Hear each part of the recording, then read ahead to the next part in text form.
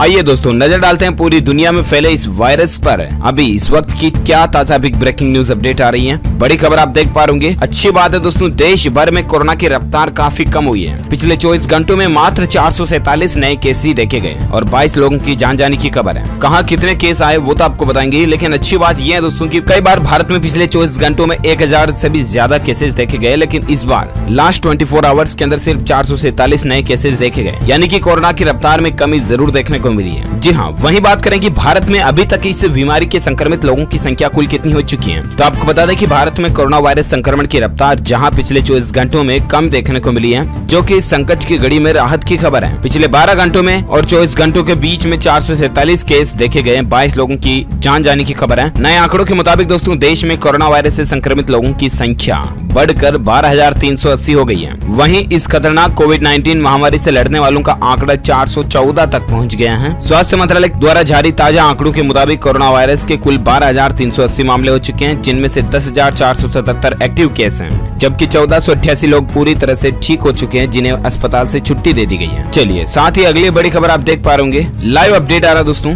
Germany में देखिए एक दिन में 315 मरीजों की जान जाने की खबर है। 2866 संक्रमित मामले बढ़ चुके हैं। ऑस्ट्रेलिया में कम से कम 4 हफ्ते और भी लॉकडाउन लगा रहेगा। इंटरनेशनल न्यूज को लेकर ये अपडेट आप देख पा रहे होंगे, जहां दुनिया भर में कोरोना वायरस का कहर अभी भी जारी है। अब तक संक्रमण से दुनिया भर में पूरे विश्व में दोस्तों 1,34,000 से भी ज्यादा लोगों की जान जाने की खबर है, जबकि टोटल संक्रमित लोगों की संख्या 20,80,000 को पार कर चुकी है। वहीं दूसरी तरफ अमेरिका में भी कोरोना वायरस से जान जाने वाले लोगों का आंकड़ा बढ़ता जा रहा है। यहाँ गुरुवार को संक्रमण होने से पहले मौत के आंकड़ों का रिकॉर्ड एक बार फिर से टूट गया था। पिछले 24 घंटों में 2600 लोगों की जान जाने की खबर है। चलिए साथ ही अगला अपडेट देख पा रहे होंगे दोस्तों। आज 23 नए संक्रमित मामले देखने को मिले हैं उत्तर प्रदेश में, और यूपी में टोटल संक्रमित लोगों की संख्या 779 तक पहुंच चुकी है। जहां देश के साथ साथ उत्तर प्रदेश राज्य में भी लगातार कोरोना वायरस के मरीजों में बढ़ोतरी दिखाई दे रही है। आज दोस्तों यूपी में 23 लोग पॉजिटिव पाए गए, जबकि आगरा में 1 लोग की मौत हो गई। पूरे उत्तर प्रदेश में कोरोना से मरने वाले लोगों की संख्या 13 हो चुकी है, जबकि पूरे यूपी में संक्रमित लोगों की संख्या 779 तक पहुंच चुकी है। वहीं इसके अलावा अपडेट देख सकते हैं कि कोरोना वायरस को लेकर राहुल गांधी ने कहा कि लॉकडाउन कोरोना का इलाज नहीं है। जहां राहुल गांधी की बयान देखिए आप कि लॉकडाउन कोरोना का इलाज है ही नहीं, तो जरा सोचिए दोस्तों कि अभी तक कोरोना का इलाज मिला ही नहीं, क्या उसमें कुछ ना करने से बेटर लॉकडाउन लगाना सही नहीं है? क्या भारत सरकार द्वारा लिया गया फैसला सही नहीं है? आपको क्या लगता है, आपकी क्या राय है? आप मुझे नीचे कमेंट करके जरूर बताइएगा। लेकिन इससे पहले आपको बता दें दोस्तों कि राहुल गांधी की तरफ से क्या बयान निकल कर आ रहा। जी हाँ, तो राहुल गांधी ने कहा दोस्तों कि भले ही विदेशों में कोरोना वायरस का असर ज्यादातर बुजुर्गों पर हो रहा है, लेकिन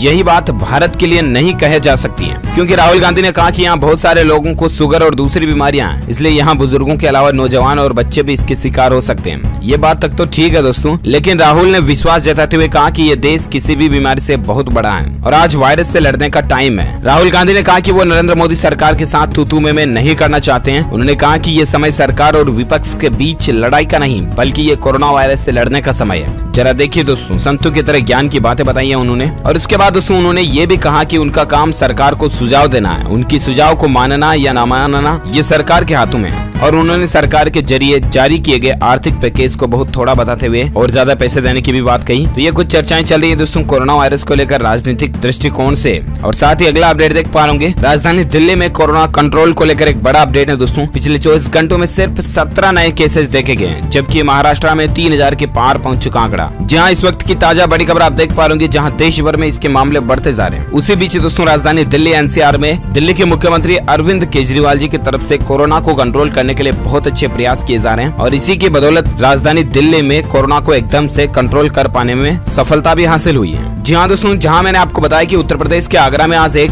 व्यक्ति की कोरोना संक्रमण के चलते मौत हो गई। यहाँ गुरुवार को 19 लोग संक्रमित भी पाए गए थे। दूसरी तरफ गुजरात में आज 3 कोरोना मरीजों की जान चली गई है। यहाँ गुरुवार को ही 105 नए मामले सामने देखने को मिले हैं, और इसके साथ ही गुजरात राज्य में अब तक टोटल 871 संक्रमित लोग हो चुके हैं। वहीं कर्नाटक की बात करें तो यहाँ पर भी आज एक बुजुर्ग की मौत हो चुकी है। वहीं महाराष्ट्र देश का पहला ऐसा राज्य बन गया जहाँ अब तक 3000 लोग कोरोना की चपेट में आ चुके हैं, यानी कि पूरे देश के सभी राज्य एक तरफ है और 1/4 में यानी कि 1/4 हिस्से में केवल महाराष्ट्र राज्य है। आपको पता होगा इतना ज्यादा आंकड़ा चल रहा है। यहाँ पर सरकार को बहुत ज्यादा कुछ करने की जरूरत है। और इसी बीच अच्छी खबर ये है दोस्तों की दिल्ली में आज सिर्फ और सिर्फ 17 ही नए मामले दर्ज हुए हैं। दिल्ली के स्वास्थ्य मंत्री ने कहा कि राजधानी में कोविड-19 पॉजिटिव केसों में 68% वे लोग हैं जिन्होंने तबलीगी जमात के मरकज इवेंट में हिस्सा लिया था। उन्होंने कहा कि पिछले 24 घंटों में सिर्फ 2 लोगों की मौत हुई है। कुल दिल्ली के अंदर केस की बात करें तो 1578 लोग हैं, जिनमें से 1080 मरकज से जुड़े हैं। जरा देखिए दोस्तों, ये तबलीगी जमात वाले ये लोग अगर बीच में नहीं आते तो आज पूरे भारत में आंकड़ा शायद इतना ज्यादा रफ्तार से नहीं बढ़ा होता और हम बहुत ज्यादा कंट्रोल कर चुके होते कोरोना को। और ऐसे में अब आप समझ गए होंगे ये तबलीगी जमात के जो लोग थे, इन्होंने दोस्तों सरकार के प्रयासों का खंडन तो किया ही, साथ में देश हित के लिए भी बिल्कुल काम नहीं किया। अब इनके बारे में आप क्या कहना चाहेंगे, आप मुझे नीचे कमेंट करके जरूर बताइएगा। मैं जानना चाहूंगा ये जो तबलीगी जमात के लोग थे, मुस्लिम भाई लोग, इन्हीं के कारण कोरोना के मामलों में एकदम से संख्या में बढ़ोतरी हुई है। इनके बारे में आपकी क्या राय है, आप मुझे नीचे कमेंट में बताइएगा दोस्तों। और फिलहाल अपन आगे बढ़ते हैं अगले अपडेट में। तो देख पा रहे कि कोरोना वायरस पर लॉकडाउन में कहां है आखिर बॉलीवुड के सुपरस्टार सलमान खान। उन्होंने कहा कि एंटी ह्यूमन। जहां दोस्तों बॉलीवुड स्टार सलमान खान ने कोरोना वायरस के खौफ के बीच लॉकडाउन का उल्लंघन कर दूसरे की जिंदगियों को खतरे में डालने वालों को कड़ी फटकार लगाई है। सलमान खान इन दिनों खुद अपनी मां सलमा खान और बहन अर्पिता और अलविरा और उनके बच्चों के साथ पनवेल स्थित फार्म हाउस में रह रहे हैं। महाराष्ट्र देश के सबसे ज्यादा कोरोना संक्रमित राज्यों में शामिल है। प्रधानमंत्री नरेंद्र मोदी ने देश भर में लॉकडाउन को 3 मई तक के लिए बढ़ा दिया, आपको पता होगा। और इससे में सलमान ने बताया दोस्तों कि उनका पूरा परिवार वहीं पनवेल में ही है और सभी के मन में कोरोना को लेकर डर भी बना हुआ।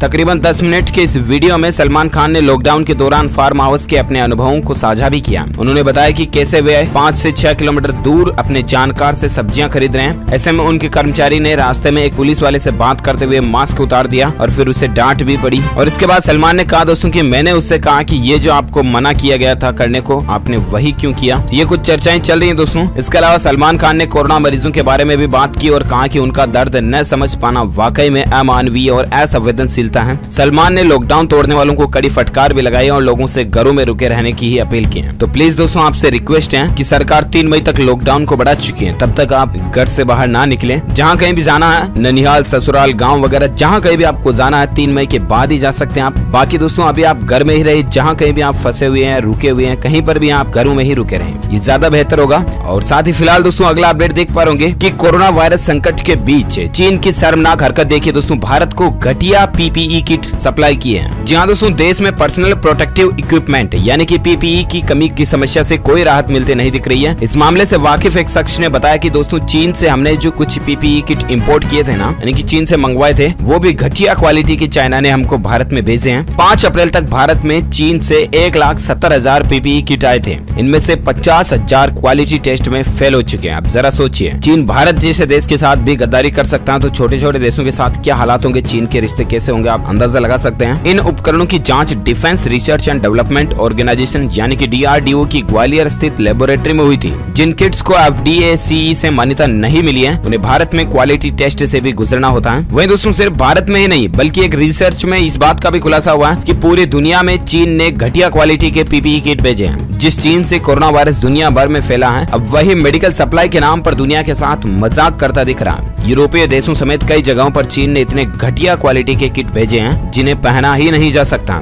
सोशल मीडिया पर ऐसे तमाम वीडियोस वायरल हो रहे हैं जिसमें चीन के भेजे पीपीई किट पहनते ही फटे जा रहे हैं। मास्क के नाम पर भी चीन ने शर्मनाक हरकतें की हैं। बीते दिनों उसने अपने सदाबहार दोस्त पाकिस्तान तक को अंडरवियर से बने मास्क भेज दिए थे। अब भारत के साथ भी उसने एक ऐसा ही भद्दा मजाक किया, घटिया क्वालिटी के पीपीई किट भेज करके। और दोस्तों कहीं ना कहीं देखा जाए तो चाइना को इसका खामियाजा जरूर भुगतना पड़ेगा। भारत सरकार की तैयारियां पूरी हो चुकी हैं इसको लेकर। चलिए दोस्तों नेक्स्ट अपडेट आ रहा है। 3 जोन में बांटे जाएंगे देश भर के जिले। कोरोना मरीजों की तलाश के लिए एक नया अभियान भी चलाया जाएगा, जहां स्वास्थ्य मंत्रालय की ओर से कोरोना संक्रमण को रोकने के लिए नई रणनीति बनाई जा रही है। और इसके तहत दोस्तों देश भर के जितने भी राज्य हैं, उन सब के जितने भी डिस्ट्रिक्ट हैं, जिले हैं, उनको 3 जोन में बांटा जाएगा। पहला जोन होगा हॉटस्पॉट जोन, जहां पर इसके कोरोना के सबसे ज्यादा मामले होंगे। उन जिलों को हॉटस्पॉट जोन में कन्वर्ट किया जाएगा और उसके बाद उन जिलों को चारों तरफ से सील कर दिया जाएगा। यानी कि हॉटस्पॉट जोन घोषित होने के बाद उस जिले में बाहर से ना कोई व्यक्ति आ सकता है, ना कोई जा सकता है। दूसरा कैटेगरी होगी दोस्तों नो नॉन हॉटस्पॉट जोन और तीसरी कैटेगरी होगी वह जिले जहां अब तक कोई भी केस नहीं आए हैं, यानी कि ग्रीन जोन कह सकते हो आप उन्हें। तो इस तरह से 3 कैटेगरी में सरकार स्वास्थ्य मंत्रालय ये नई पहल और नया अभियान शुरू करने जा रहा है। इसके अलावा भी दोस्तों कुछ कोरोना मरीज ऐसे हैं जो हाल अभी तक भी संक्रमित होने के बावजूद अगर वो हमारे आंकड़ों में डेटा में शामिल नहीं हो पाए हैं, सरकार की पहुंच से दूर हैं, तो उनको ढूंढने के लिए भी सरकार एक नया पहल और नया अभियान शुरू करने जा रही है। कोरोना के बढ़ते संक्रमण को देखते हुए इस लॉकडाउन के दौरान स्वास्थ्य मंत्रालय ने सख्त गाइडलाइन भी जारी की है और अब पूरे देश के सभी जिलों को 3 जोन में इसी मकसद से बांटे जाने का फैसला किया गया है। अभी तक दोस्तों देश भर में 170 हॉटस्पॉट जिले हैं। इन जिलों में अब डोर टू डोर सर्वे भी किया जाएगा और इन जिलों में जो भी लोग किसी भी फ्लू या खांसी सर्दी से जुकाम से पीड़ित होंगे उन सभी का कोरोना टेस्ट भी किया जाएगा। चलिए साथ ही अगला अपडेट देख सकते हैं कि 3/4 झारखंड सुरक्षित है, 1/4 में कोरोना फैला हुआ है। जानिए कहां झारखंड राज्य में संक्रमण फैला हुआ है। जी हाँ, तो कोरोना वायरस महामारी की जद में झारखंड राज्य भी बुरी तरह से गिर गया। राज्य के 24 जिलों में से 6 जिले कोरोना संक्रमण की चपेट में आ चुके हैं। हालांकि राहत की बात यह है दोस्तों कि अब भी झारखंड राज्य के 3/4 हिस्से में कुल 18 जिले कोरोना से महफूज हैं और लगभग सुरक्षित हैं। और इसके अलावा अपडेट ये देख सकते हैं दोस्तों कि इंदौर में आउट ऑफ कंट्रोल हो चुका कोरोना। आखिर कितने खतरनाक हालात बने हुए इंदौर में, तो आइए आपको बताते हैं। जी हाँ, तो दरअसल मध्य प्रदेश राज्य के इंदौर सिटी में भी कोरोना के मामले बहुत ज्यादा बढ़ते जा रहे हैं और इसके कारण लगातार वहाँ के हालात बिगड़ते जा रहे हैं। पिछले 12 घंटे के अंदर दोस्तों अकेले इंदौर के अंदर कोरोना के 150 से ज्यादा नए केसेस देखे गए हैं। मुंबई, दिल्ली, जयपुर के बाद इंदौर ही देश का ऐसा शहर है जो कि कोरोना की जंग से सबसे ज्यादा लड़ रहा है। मध्य प्रदेश में कोरोना के जितने भी केस आए हैं दोस्तों उनमें से 50% से भी ज्यादा तो केवल और केवल इंदौर के हैं। और साथ ही अगला अपडेट देख सकते हैं। अच्छी बात यह दोस्तों कि 8 राज्यों में कोरोना के 10 से भी कम मरीज अवेलेबल हैं। अभी भी हमारे भारत के कई सारे ऐसे राज्य हैं जिनमें बिल्कुल भी इस तरह के केसेस नहीं है। 15 राज्यों में 50 से भी कम केस हैं। आखिर किन राज्यों में कितना डेटा चल रहा है, तो इसको लेकर ज्यादा डिटेल्स आप स्क्रीन पर भी देख सकते हैं दोस्तों। 50 से कम केस वाले राज्यों की बात करें तो वहाँ कौन कौन से राज्य हैं और इन राज्यों में 10 से कम केस हैं। अरुणाचल प्रदेश में केवल 1 कोरोना संक्रमित है, मणिपुर में 2, मेघालय में 7 लोग, मिजोरम में 1 मरीज, नागालैंड के आंकड़ों की बात करें तो 0 से आगे नहीं बढ़नी दिया। त्रिपुरा में 2 मरीज हैं जिसमें से 1 ठीक हो चुका है। पंडिचेरी में 7 मरीज मिले हैं और गोवा में भी सिर्फ 7 ही संक्रमित लोग मिले हैं जिसमें से भी 5 ठीक हो चुके हैं, 2 का इलाज चल रहा है। 50 से कम